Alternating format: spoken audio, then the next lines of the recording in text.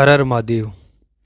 अभी हाल ही में एक रिपोर्ट आई है कि मार्केट वैल्यू के आधार पर दुनिया की टॉप 100 कंपनियों की लिस्ट में अब भारत की एक भी कंपनी नहीं बची है। साल 2025 की शुरुआत तक इस ग्लोबल लिस्ट में भारत की 3 कंपनियां शामिल थी, रिलायंस इंडस्ट्री, एचडीएफसी बैंक और टीसीएस। लेकिन अब इस लिस्ट में एक भी कंपनी शामिल नहीं है। इंडियन शेयर मार्केट में लगातार गिरावट के कारण इन भारतीय कंपनियों की वैल्यू घटी है। देश की सबसे valuable company Reliance industry global ranking में 106वें स्थान पर आ गई है, जबकि 2025 की शुरुआत में यह 57वें और 2026 की शुरुआत में 73वें स्थान पर थी। देश के प्राइवेट सेक्टर के सबसे बड़े बैंक एचडीएफसी बैंक की रैंकिंग अब 190 हो गई है, जो कि 2025 की शुरुआत में 97 थी और 2026 की शुरुआत में 116 थी। देश की सबसे बड़ी टेलीकॉम ऑपरेटर भारती एयरटेल की रैंकिंग भी गिरकर 202 पर आ गई है, जो कि 2025 की शुरुआत में 170 थी और 2026 की शुरुआत में 164 थी। वहीं 2026 की शुरुआत में आईसीआईसीआई बैंक और एसबीआई की रैंकिंग 215 और 231वें स्थान पर थी, लेकिन अब वह गिरकर 274वें और 276वें स्थान पर आ गई है। वहीं टीसीएस की ग्लोबल रैंक 2025 की शुरुआत में 84वीं और 2026 की शुरुआत में 171वीं थी, जो अब गिरकर 314वें स्थान पर पहुंच गई है। ऐसी लगभग सभी कंपनियां हैं जिनकी रैंकिंग घटी है। जहां एक तरफ भारतीय कंपनियां रैंकिंग में पीछे हो गई है, वहीं ग्लोबल मार्केट में दुनिया की बड़ी टेक्नोलॉजी कंपनियों का दबदबा बना हुआ है।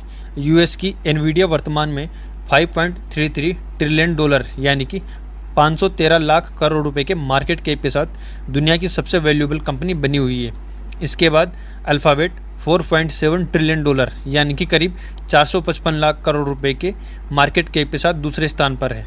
एप्पल $4.3 ट्रिलियन यानी कि करीब 416 लाख करोड़ रुपए के मार्केट कैप के साथ तीसरे स्थान पर है।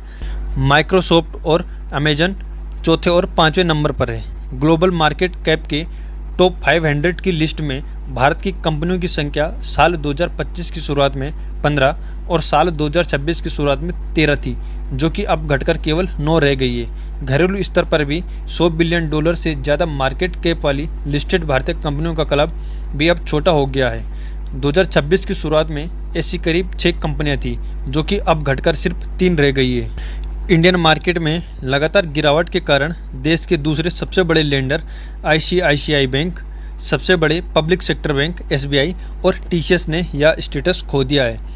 अब सिर्फ रिलायंस इंडस्ट्री 17.8 लाख करोड़ रुपए के साथ, एचडीएफसी बैंक 11.7 लाख करोड़ रुपए के साथ और भारती एयरटेल 11 लाख करोड़ रुपए के साथ है।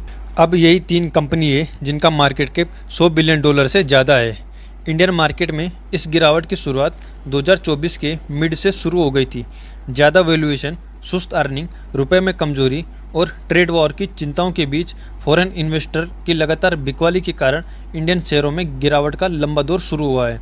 इसके बाद अमेरिका ईरान इजराइल युद्ध ने कच्चे तेल की कीमतों को $100 प्रति बैरल से ऊपर पहुंचा दिया, जिससे महंगाई बढ़ने का खतरा और बढ़ा।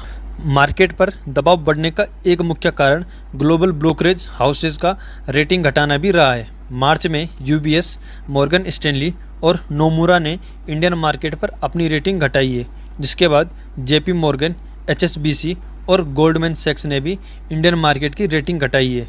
इसका असर यह हुआ कि फॉरेन इन्वेस्टरों ने इंडियन मार्केट से अपना पैसा निकालना शुरू किया है। अब देखना यह होगा कि क्या इंडियन कंपनियां फिर से टॉप 100 में आएगी।